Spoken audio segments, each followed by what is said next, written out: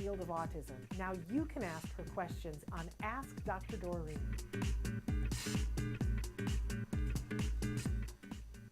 Good morning and welcome to Ask Dr. Doreen.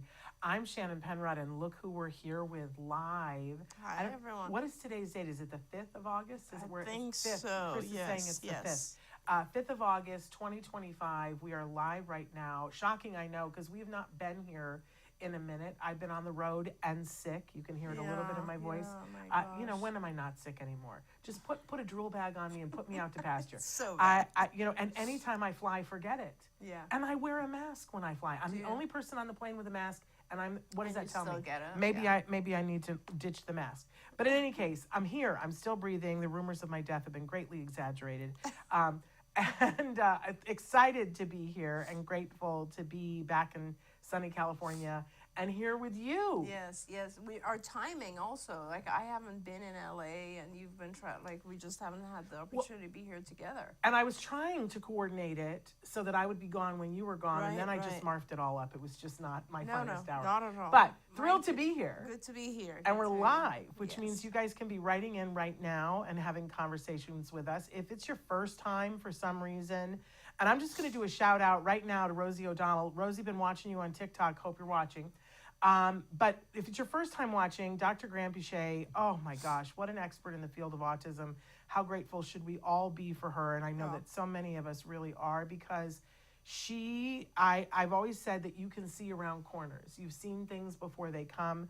You're a master at perspective taking. You have brilliantly, for over 40 years, been looking out for our families and for for individuals on the spectrum. At all levels. If you guys have not seen her on the rehearsal, you need to watch the rehearsal and watch her on the rehearsal. You were so good on that. But anyway, we're here with her, and she donates this time to answer questions from you, whoever you are. If you're a parent, if you're the individual who's on the spectrum, my goodness, do we love hearing from you. We love hearing from teachers. We love hearing from professionals in the field who are working with these individuals that we love so much. So write in your questions right now. We always have a starting topic, and today's starting topic is make it fair, make it fun.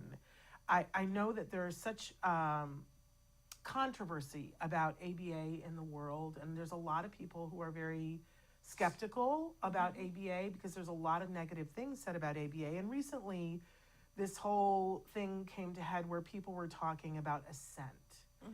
That you need to have assent whenever you're working with someone. And for me, as a parent, I was like, I get the gist of that. I get what you guys are trying to get to, and I appreciate it. Because we want to have happy people doing ABA, but it's problematic for me in that assent, how do you ask a child to care about something that they don't care about? I love what you say. I follow you. You say it has to be fair. And I find that if it's fair, then I think we get to the same thing that the people who are talking about assent really were wanting, but got themselves mired in some mud. So maybe if you just, and then we have a bunch of questions, and I know you guys can write in on any topic, including this, but if you can just talk for a second about what you mean when you say it has to be fair. Yeah, and if you don't mind, I actually want to address the whole assent issue as well. Yeah, go for it. So, for me, I'm always looking at things a little bit from a different perspective, and I think that's because I've been in this field for over 40 years, and B, I was first a psychologist and then became a BCBA, right? Yeah.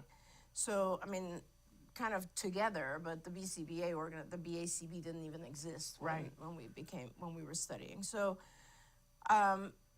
I always look at things a little bit differently because, for example, in the field of psychology, there's a thing called informed consent, which obviously is also in medicine. Yeah. And every time you go to a doctor, you have already signed something that is giving informed consent. That means I am informed of what you're supposed to do with me right now, and I'm giving you consent. Right. Now, you do that for just a blood draw, and you do it all the way for surgery, and you do it for chemo, and you do it for ABA. You do it for everything. In fact, it's so ubiquitous, I think sometimes we don't notice when we're signing it. Absolutely. So we're 100%. Whenever you go to the doctor's office and they sign here, You're signing informed consent. You're signing informed consent, and a lot of times people confuse that with HIPAA. HIPAA is a completely different document that only came about, a decade ago. HIPAA has to do with your records we're going to keep private. That's all it is. But informed consent is really important. Remember, it's not, now notice, it's not called just consent. It's called informed consent. What does that mean? That means that you have read or been told in detail what is about to happen, and you have now consented to them doing that to you. Yeah. Okay. The informed part is very important because this means that you have to understand what is about to happen. You have to have the ability to fully comprehend what is about to happen. Now, the truth is, when you're about to go under surgery or something like that, you don't really understand. Right. But you understand to whatever extent a layperson can understand, right? You take that same concept and you apply it now, and I can understand completely that the field of BCBAs, or the entire ABA world, wanted to make sure that no one ever did anything to an individual with autism where the individual didn't want it. Right. And that's where the whole concept of assent came about, which actually originally assent had to do with research. But anyway, it is a term that has for many years been used in research of human subjects, which basically means make sure if you're doing research on someone, they know you're doing research. Okay, that's where it comes from. Now, the field of ABA then came in and said, no, we want to make sure all of our learners, which that's a whole nother indication of the fact that, the field doesn't like to call individuals who are receiving ABA treatment patients or even clients. They refer to them as learners, all the same thing. They want to make sure that learners have given permission, which is totally fine. It's the same, intent as, decades ago or hundreds of years ago in psychology, where we wanted to make sure there's permission. Yeah. However, in medicine and in psychology, if you notice, when you go to your doctor's office, at the bottom, it always says if you're the patient or if you're guardian, right? You or your guardian. And it's the same concept here. If an individual is a minor or does not have the ability to understand what is about to happen, in all of medicine and psychology, a consent is necessary, not an assent. Because if you think about it, you don't really go and ask a 10-year-old if they would like to have their wisdom teeth pulled, right? Or, a 6-year-old who might need a surgical procedure. You ask their parents, you ask their guardian, because that is the person who is able to be informed and give permission. Now, the same concept can apply to what we're doing and the whole concept of assent, Shannon, which is why I often think that it interferes with the true intent that it had, right? It has not been understood properly, let's put it that way. Right now, there's a whole movement in ABA that says you actually shouldn't be doing behavioral intervention unless the individual themselves gives you permission. Right. And that, to me, is absolutely would be fine if the individual is able to give permission. That means they fully understand what ABA is, they fully understand the scope of what's about to happen, and they say, no, I don't really want this, or I do want this, right? And if I don't really want this, then they shouldn't be there. Absolutely, 100%. But if they are there, the procedures of ABA are the procedures of ABA. You don't really go into surgery and say, I really don't want you to cut this way. I'd rather prefer you to do a lateral incision, because that's kind of what my preference is, right? A procedure is a procedure. ABA has been proven to be very effective. The person, whether it's the individual themselves as an adult, who can understand, absolutely 100% should say, yes, I want this, or no, I don't want this. That makes perfect sense to me. But that aside, if you are here and if your guardian has given permission and you are not able to give informed consent yourself, then the procedures of ABA are the procedures of ABA. Right. You don't modify them. And I'm going into this in great detail because there's, a whole movement of people that say things like, oh no, you should not, give additional prompting when an individual looks away, because when they look away, that implies that they're removing assent. Right. This kind of thing honestly makes ABA useless. It does, because there are procedures in ABA that need to be followed, period. Like, you cannot modify it to that extent. But you understand what they were trying to get at. 100%. What they were trying to get at was fairness. Exactly. Was making sure no one is abusing this very vulnerable population. Which is critical. But if they use the wrong word. They use the wrong word and they define it incorrectly, is what I'm trying to say. Yeah. So it's kind of like, if you go back again to medicine, right, or psychology, and you have given consent. Consent is what's given when you're an adult or when your guardian gives approval for a procedure, right? Yeah. When you've given consent, that's the end of that. You sit back and you let the people do their thing. Right. Okay? Here, we're doing two things wrong. First of all, we're saying the individual themselves, which in most cases is a minor, needs to give permission, and that is just not something that always works. And on top of being a minor, has difficulty understanding language, has the symptoms of autism, is not always able to give permission, right? So we're saying we need the consent from the parent, but we also need this assent. And if the individual can't vocalize or even communicate, then we have to interpret what is as their permission, assent, which means they have to always be happy. That's just an example of this. Right.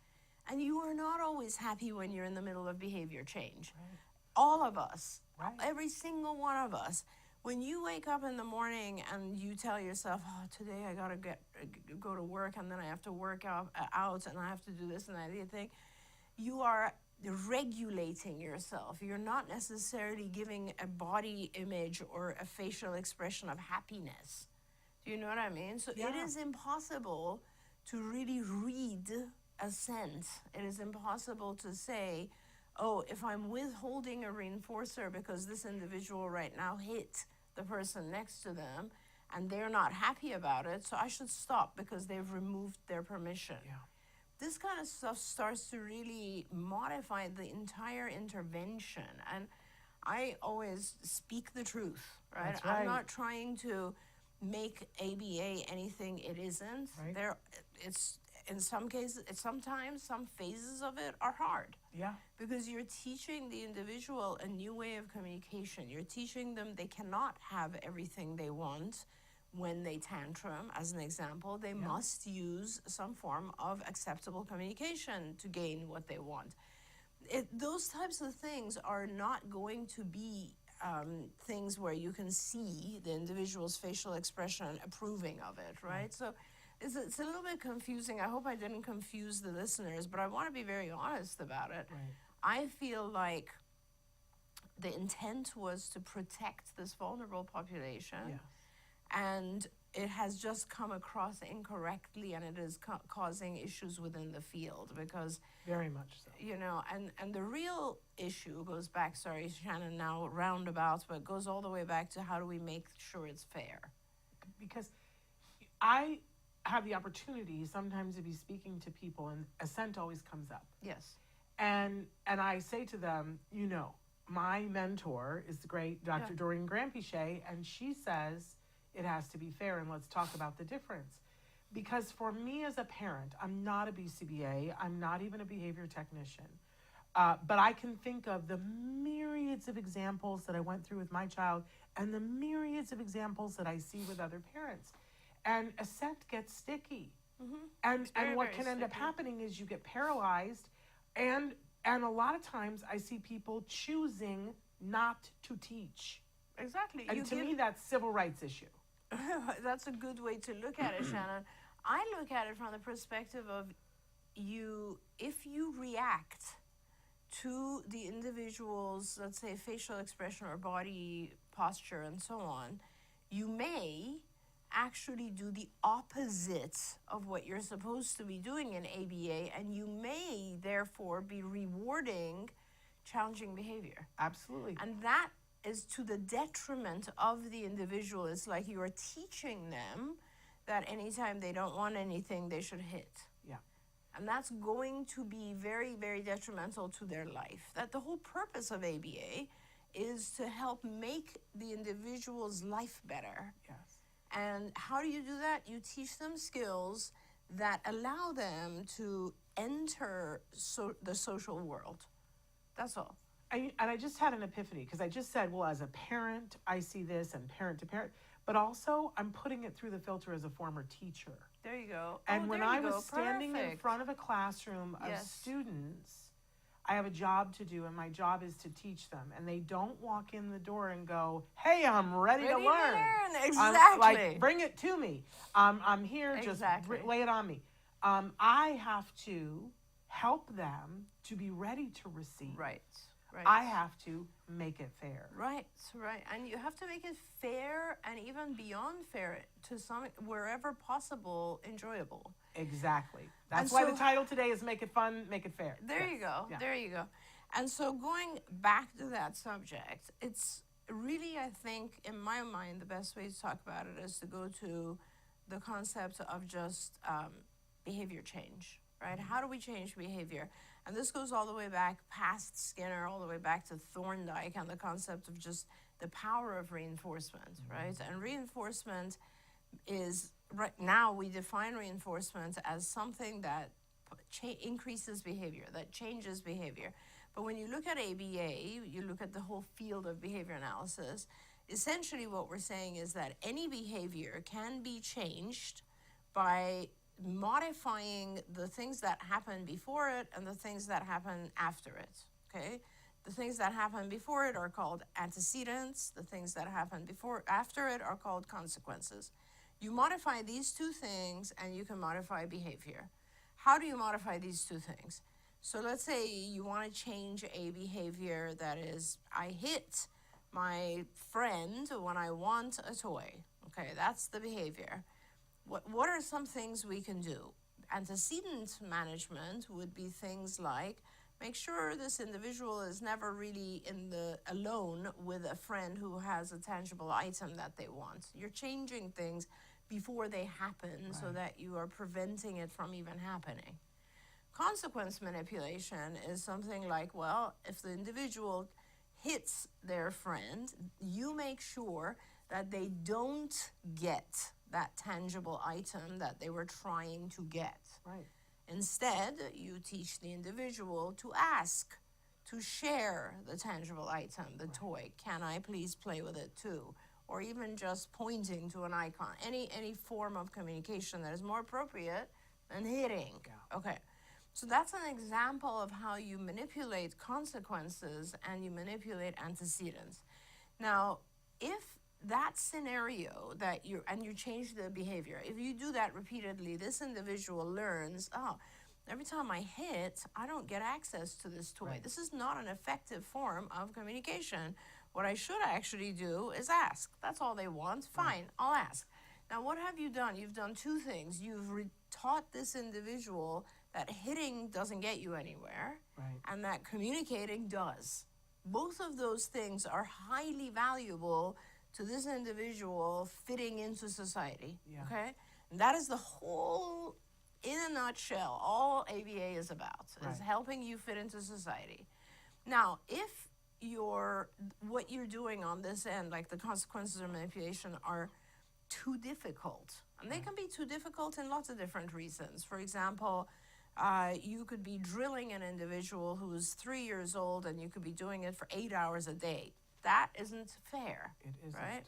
You could be giving this individual a demand that I need you to talk in sentences when the individual can only utter one-word phrases. That isn't fair. You could be placing appropriate demands, asking for the individual to give one-word responses, but not giving them a good enough reinforcer. That isn't fair. You could be throwing things at them fast and they're not prepared for it. That isn't fair. You could be giving instructions that are too long. That isn't fair. Everything has to be fair. Everything has to be, you have to think carefully. How do I do this for this person? Okay, I know that this person needs a visual prompt. I'm always going to use that. I know that the things that are meaningful to this person are, he likes to color and draw. So every opportunity, I'm going to give him that reinforcer to color and draw. So it has to be, in that sense, fair. I'm going to give him very small, incremental, harder things to do so that it's not overwhelming. I'm going to give him lots of breaks. I'm going to make sure that in between, during the breaks, we do something fun. I'm going to make sure his session length is adequate. I'm going to make sure his parents know what to do at home. Right. So he doesn't go home and it's unfair there. Right. All of that goes into good ABA. And that, if you do all that, you don't have to worry about, did he turn away? Right. Yeah. That's kind of the summary of it all. Well, it's amazing. And now we have some questions. I do want to say course. hi to Rodney. Rodney, thank you so much for being with us. We missed you. Okay, the first question. I've heard you talking about making it fair. I love this concept, but I'm not sure how to implement it. My son is diagnosed with autism, and while he is very smart, he hates, all in capitals, going to school. He will be in the 2nd grade when school starts in 1.5 weeks. I'm dreading it. He does whatever he can in the morning to delay or cancel us going to school. He can't find his shoes. He spills his breakfast on his shirt and has to change. He has a sick tummy. The list goes on and on. It wears me out every morning. I want him to love school, and he doesn't. It doesn't feel fair to make him go, but what do I do? Perfect. So I hope this parent hears this response. Yeah. What would you do if your child did not have a diagnosis of autism and had exactly all of that? It's interesting. What would you do? Not every child wakes up wanting to go to school. The majority of children, your typical children, do not want to go to school in the first few, in the beginning, right? Until they find friends and so on. So here are things I would do as a parent of 3 kids, right? So, and I've done a lot of these things. So obvious, we all know the child, for some reason, doesn't want to go to school. Yeah. So what do? I want to, first of all, make sure what's happening in school.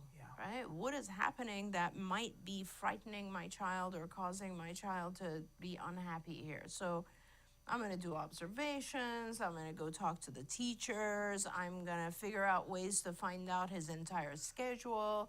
And it could be a variety of things. Like, let's face it, it could be a mean child, which I'm going to find that out and get to the bottom of that. Yeah. It could be the material is too difficult. It could be he just doesn't have enough support there. It could be he doesn't have friends, so he feels isolated. It could be he can't communicate, he's falling behind, whatever it is. Like, I will spend days observing so that I can figure out what time frame is causing the stress. Yeah. In most cases, you can find that out. Yeah. Sometimes you can't, and that happens with all kids, where they will have, let's say, just separation anxiety going to school, right? So it's possible for any child to go through this. What do? You don't give in and say, okay, he's having a hard time today, I'm just going to let him stay home. Some people do, but it's bad. Yeah. Okay, but some people do because they use the diagnosis of autism. Yeah. And I'm talking about the neurotypical child right now. Yeah. When you have a neurotypical child who doesn't want to go to school, you still force them to go to school, but you help them. You prompt it, you make it easier in lots of different ways. You figure out what's going on there. You maybe go and stay there a few hours yourself and then fade back. I did that with one of my kids where I had to stand there for 2 hours and then sneak out. You maybe find someone else who they can be friends with. You maybe take them for a shorter period. You maybe give them big rewards in the morning when they're getting ready for school. You make it fun. You do all kinds of stuff, but you get your child to school. You know what I mean? Yeah. There's nothing different here. The child who has autism there's 2 things that are different. One is they perhaps cannot communicate with you well enough what is causing them to not want to go. Yeah. But then most 4-year-olds, 5-year-olds also can't really communicate that, right? But perhaps the child with autism has a harder time saying, I'm being bullied, or like I just am scared, I don't have friends, or I don't know how to keep up, or they can't tell you the cause, right? So you have to figure that out. And the second part of it is that we just give in because we're worried. We're like, oh, maybe I shouldn't do it. This is his autism. Yeah. And it's not. He's just communicating with you by not finding his shoes. That's He's a good saying, Yeah. I don't really want to go. I'm a little scared. Yeah. And everyone is scared of everything new. My 24-year-old just went back home and she has to start studying again because she didn't like her exam results. And I'm like, and she's anxious. Last night she's calling me and she's like, I can't believe I have to start this journey again. I'm anxious. What do? I don't say, oh, don't worry about it. Just don't do it. Yeah. Right? I give her all the motivation I can. Yeah. It's okay. It'll be fine. You can do this, blah, blah, blah.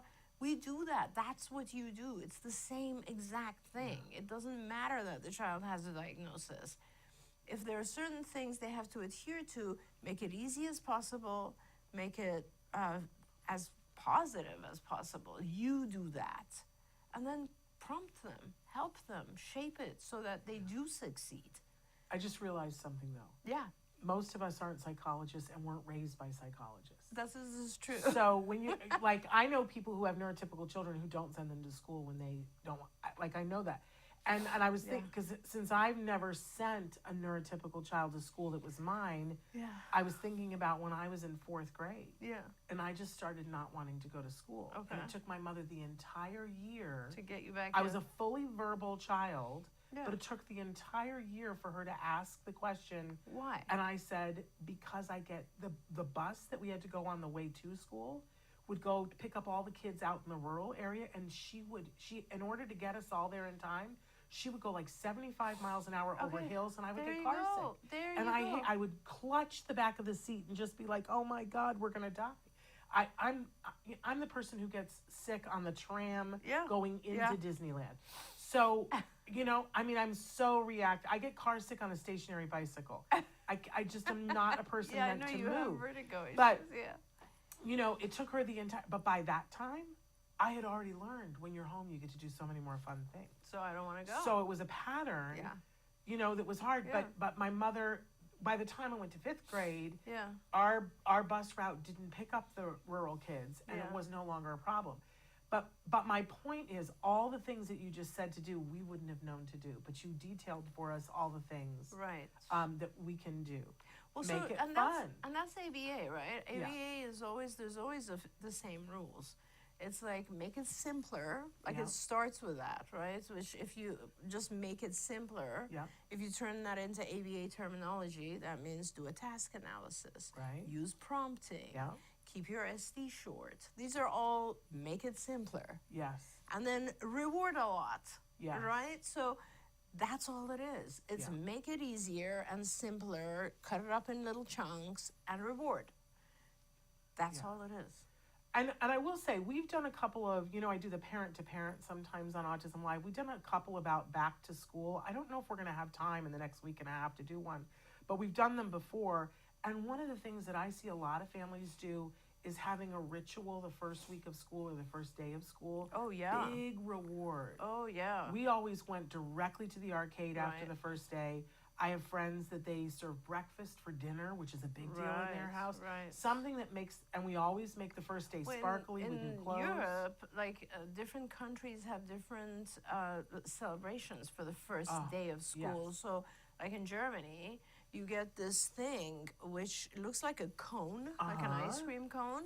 And it can be It's that big? It's this big. Wow. It's made of like cardboard, right? Okay. And it's decorated and it's filled with candy and toys and things like that. Every parent will take that for their child at the end of the first day of school, and that's what you get.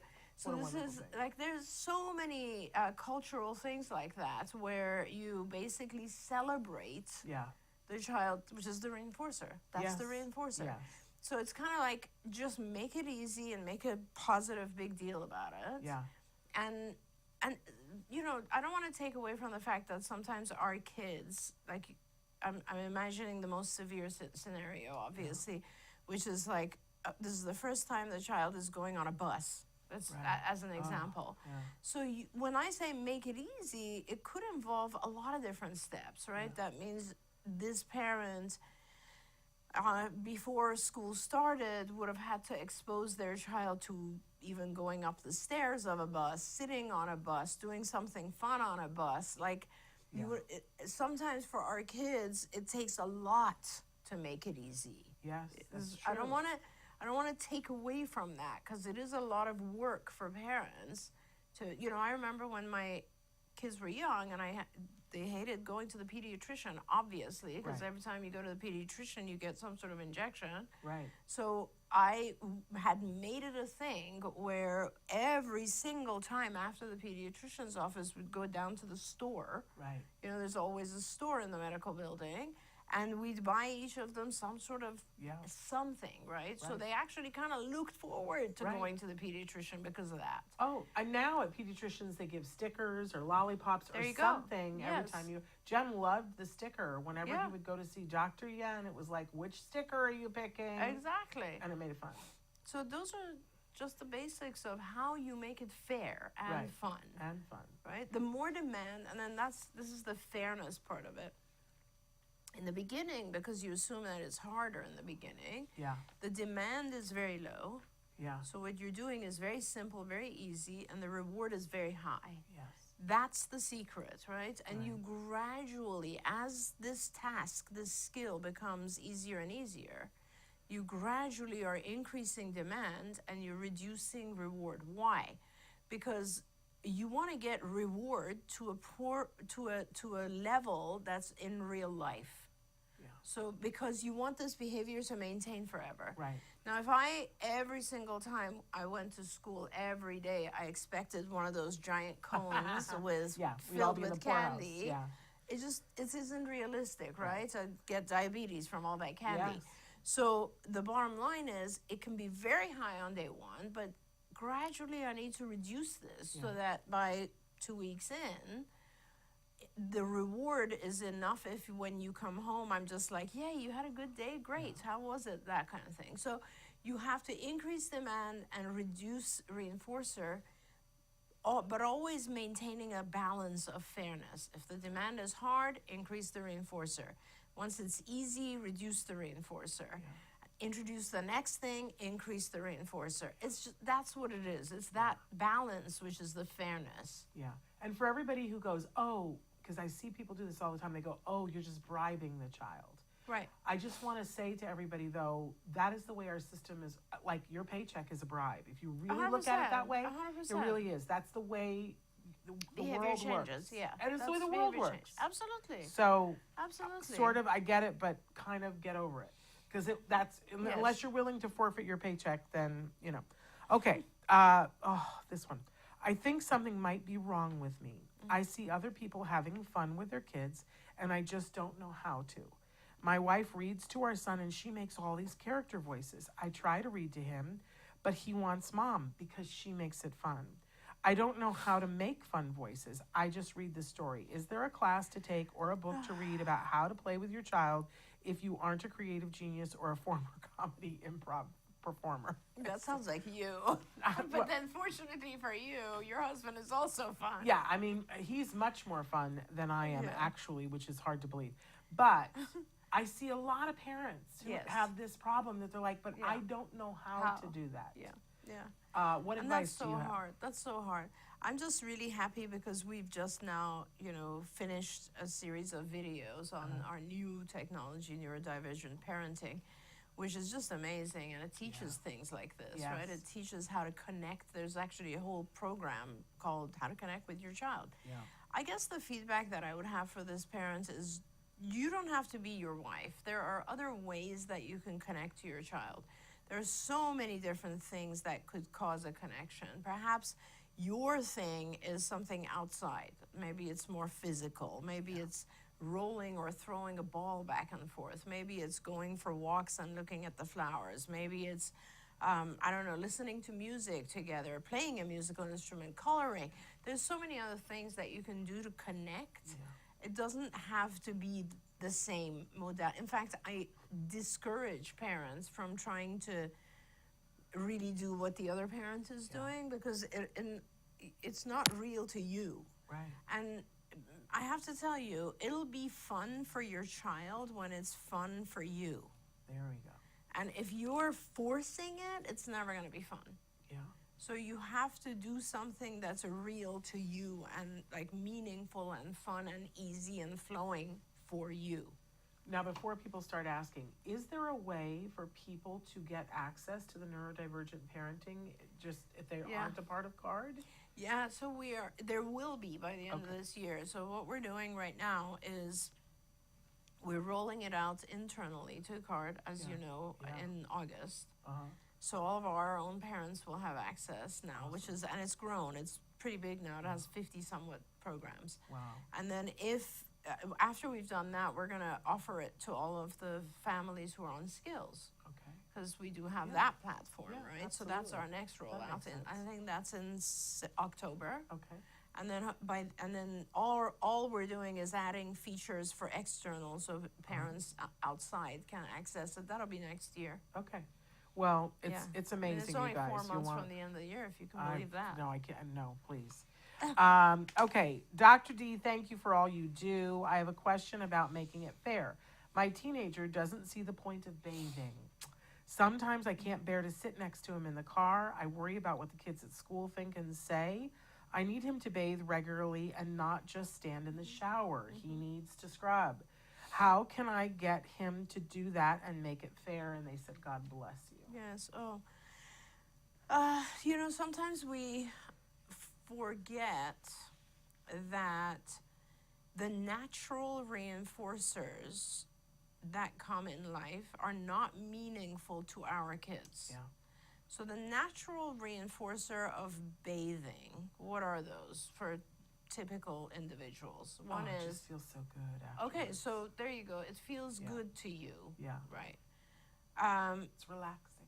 It's relaxing to you. Yes. And I promise you, Shannon, that there are lots and lots of kids on the spectrum who would feel exactly the opposite. Oh, my husband feels... Well, I mean, just in terms of the time of day, I can't go to bed without having a shower. And my husband is like, oh my God, it wakes me up. I can't possibly lay down after having a shower. Me too. And I can't go to sleep without having had a shower. Okay, so that's so interesting. Yeah. And so that's why some people shower in the morning, others shower in the evening. Some people shower twice a day, whatever they want, right? Yep.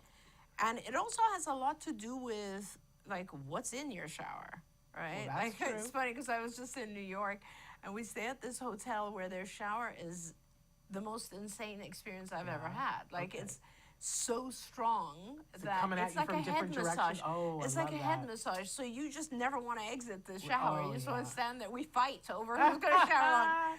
But so the experience matters, right? And a lot of kids with autism obviously have sensitivities. They're afraid.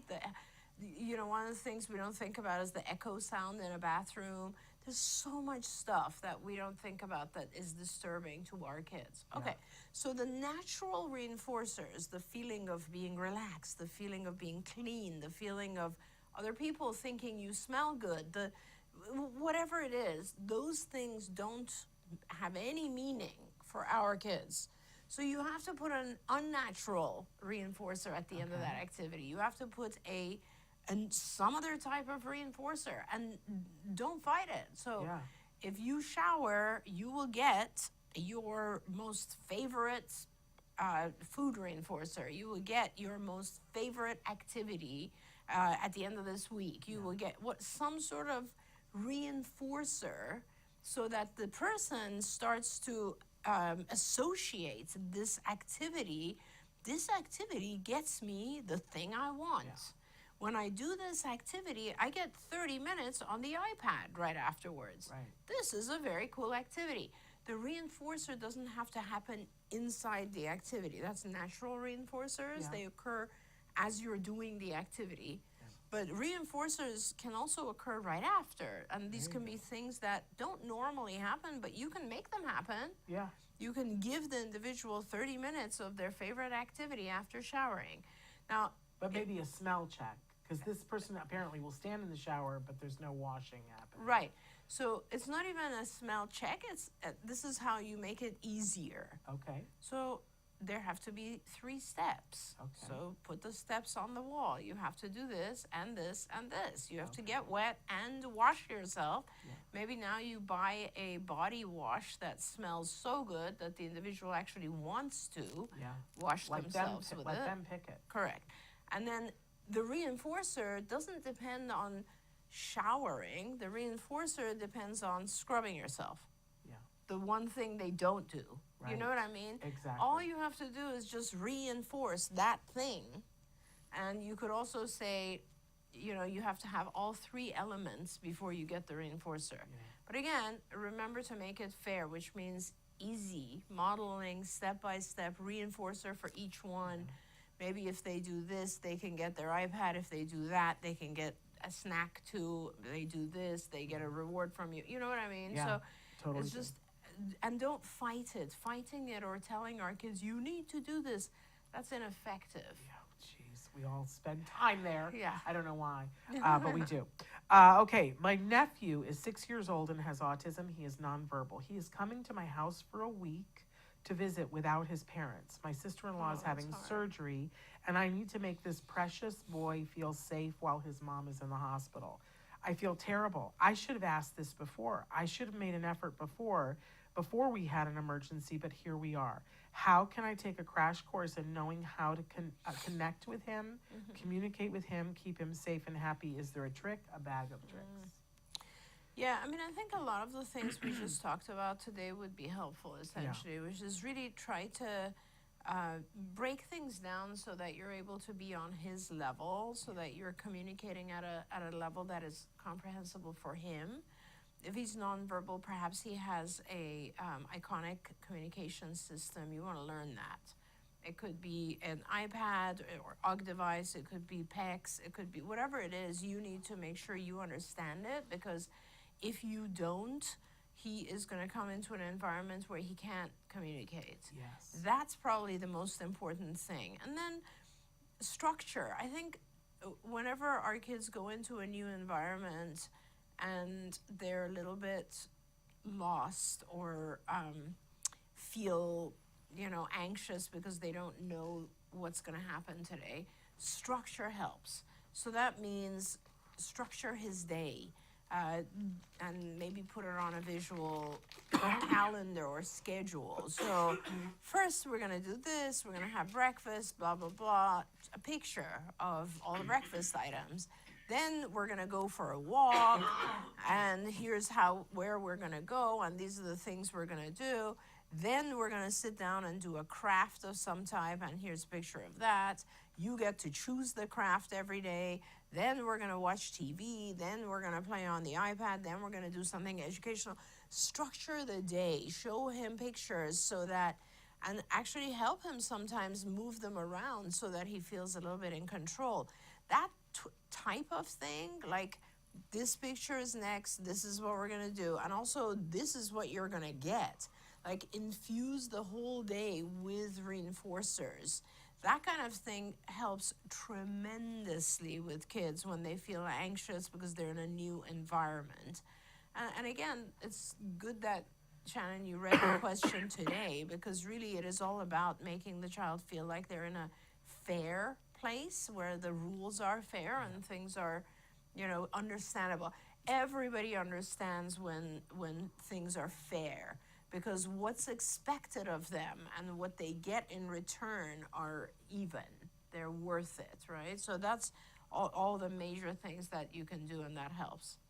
How are you doing there with the Coughing and choking and No problem. whatever. But I love how you just, you're such a professional and you keep going. I love that. No, of course. Are there other questions on this subject? Yes. Okay. Well, and we had a question, but then we also had a question written in, and it made me remember this because they're not from the same people. Okay. This one says, I'm an adult on the spectrum. I'm 24, but I live at home with my mom. I love my mom, but she doesn't watch your show and she doesn't know about this fair thing. I have chores, but she won't tell me what they are until it's time to do them, which is usually right in the middle of my game. This is not fair. No. She decides what is for dinner. How is that fair? She tells me what time to go to bed. Is that fair for a 24-year-old? How do I help her to see that she should be fair? At the same time, we had a question from a friend of ours that I'm not going to mention their name, but they said, I'm having a birthday party for myself soon, and I want it to be Big Brother themed. I don't know if you watch the Big Brother show. I do. I admit to it. I love the Big Brother show. We should do a thing with you watching it because you would lose your mind as a psychologist. He says, I want to have Big Brother games. Listen, I want to come to this party. Big Brother themed food, even a watch party when the episode comes on. My mom and stepdad are arguing over this. They said, I need some help here. I want my special interest to be the theme, but my mom doesn't want it, and she wants it to be a traditional barbecue. I need help. I'm asking you too, Dr. Doreen especially, because of her expertise on special interests. What am I supposed to do? They think I'm being selfish and ungrateful, which I'm not. I just want some control. Please help us. So both cases, moms who... Yeah. So I wish there was a certificate for becoming a parent, but there isn't. Right. It's the most important thing we do in our lives, and yet we get no education before we do it, which is kind of interesting. I'm with you in both cases. I agree with you. I think that if all you can do is try to calmly communicate your feelings with your parent. I think the way that you communicated it to me was fantastic. Yeah. And if you can just communicate in the same way, maybe even in writing, both of you, to your parent and say, the first individual, I am happy to do chores. I just ask that they be given to me ahead of time. Yeah. That's a very, very legitimate request. And if you just write that out for your parent and tell them, please give me my chores in the morning. That's all you're asking, or whenever you want, like early, for the next day, the night before, whatever it is. Yeah. That would be fantastic, right? I think they had a second thing too. What's for dinner? What's for dinner? Please allow me to also choose what we have for dinner, maybe 3 nights a week. If you're living alone with your mom, I don't know if there's a dad as well. Divide it amongst the people who live there. Each of you gets 2 nights to choose, or 3 nights to something like that. You can even tie it in to doing the chores and say, if I do my chores, would you then allow me to pick dinner? Something like that. It might be that mom feels the choices that you make for dinner are unhealthy. I'm just, predicting. Maybe that's not the case at all. Or maybe she doesn't want to cook what you like. Maybe she doesn't want to cook either what you like. But I am sure there are a set of things that she is willing to cook that are healthy enough and that you like. So let's produce that list. Like, Mom, give me choices that you are willing to cook, and I'll choose from those. Just 3 nights a week, something that is fair, right? The issue of telling you when to go to bed as a 24-year-old, I have to say, you're right. As a 24-year-old, you shouldn't necessarily be told when to go to bed. But I will also say that as a 24-year-old, you would typically not be living at home. So if you are living at home and your mom is telling you when to go to bed, the way to reverse that is to say, to find out, why is she asking you to go to bed at a certain time? Maybe she's telling you to go to bed at 10 p.m. or 11 p.m. because if she doesn't, you will stay on video games until 3 in the morning. That also is not healthy. Or fair, because you're probably loud when you're doing it.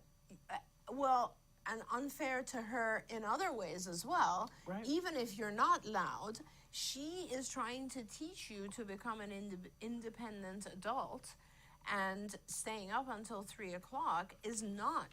So that means she has to continue to support you. So it has to be fair both ways, right? So that part of it, maybe you can write into us later and let us know kind of what time is she telling you, and if she doesn't tell you, what time would you want to go? Is it negotiable? Can you come into the middle and agree on something? Compromise. So it's always about communication, and the hardest thing, and not just for the folks who write in, for us as well, is when we're emotional about something, communicating it is very, very hard. Yes. We often don't communicate the way that we like to communicate, or that we intend to, and that's that's what makes things more difficult. Okay, one last question. My 3-year-old is in ABA. It's hard right now because they're trying to get him to sit up when he plays with his cars. His favorite thing to do. But he likes to lay on the floor and look at them from the side or below. The wheels, yeah. Every time he does this, they prompt him to sit up. I can tell you, he doesn't think that this is fair, and he cries and cries whenever they do this. It's so hard. I know they want him to do this for many reasons. It will be good for him later, but is there a way to make it fair now? Please, it's breaking my heart. Yeah. So I'm so glad this parent wrote that in, because like these are scenarios that you just have to think about and talk about a little bit. So here we go. So ask yourself, and you say, the parent is saying they know why, but the real question is why? Why are they asking him to sit up? Because when he lays down, that behavior of staring at the wheels of something going around is classified under what we call self-stimulatory behavior, or repetitive, ritualistic, stereotyped behaviors, which are a symptom of autism, right? Which is one of the things that, now, what's bad about them, right? Why do we try to get the child to stop doing those things? Well, the answer is, when they are doing those things, they're not engaging in anything else around them. I'll give you some other examples. When don't think about the young child with autism. Think about the teenager, neurotypical teenager, whose life goes on like this, right? All they do all day long is they're on their phone, and they don't talk to you when they're on this. They don't look where they're walking when they're on this. They often do it when they're driving, which is scary. Right. They don't even listen to their teacher because they're doing this, right? So what happens? Why is it that we say don't keep doing that?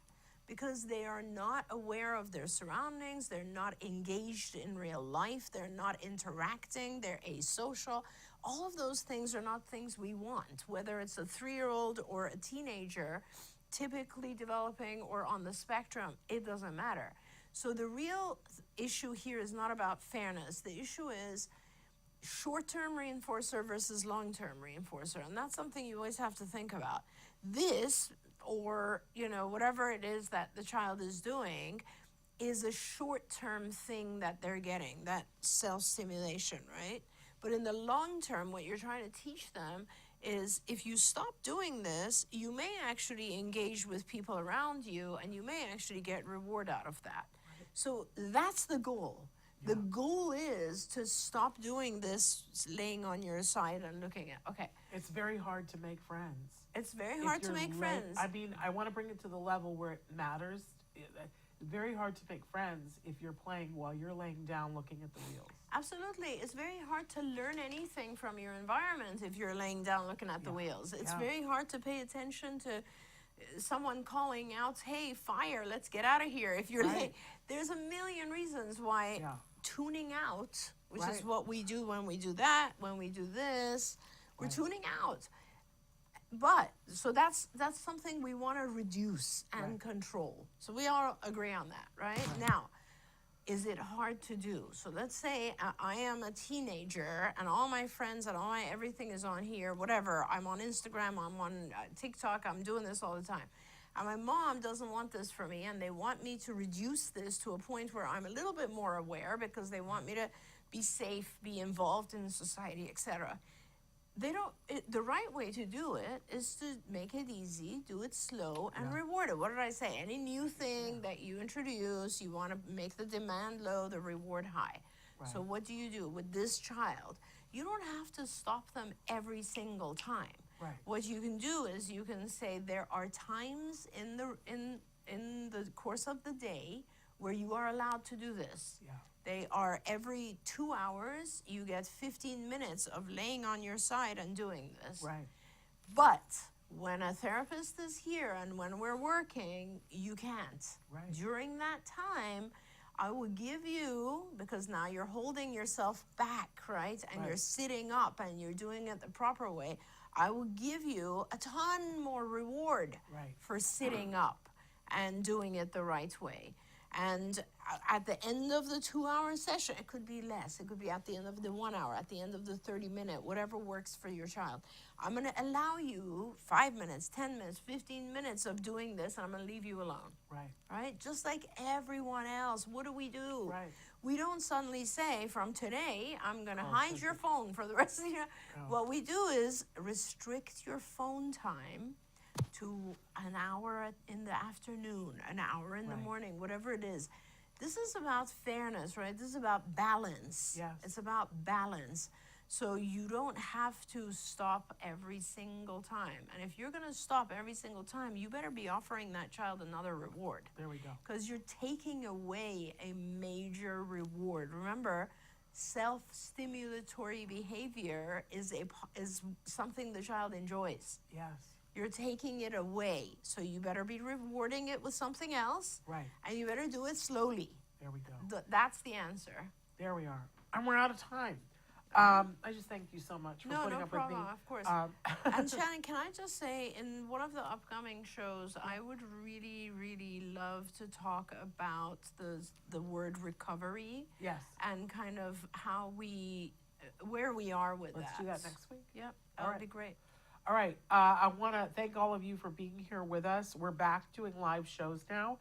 Tomorrow we have a live show with a fabulous self-identified autistic who works in the financial world, is married, has children, and is going to talk about neurodiversity in the job force. Great. So great advice from him tomorrow, Grant Harris.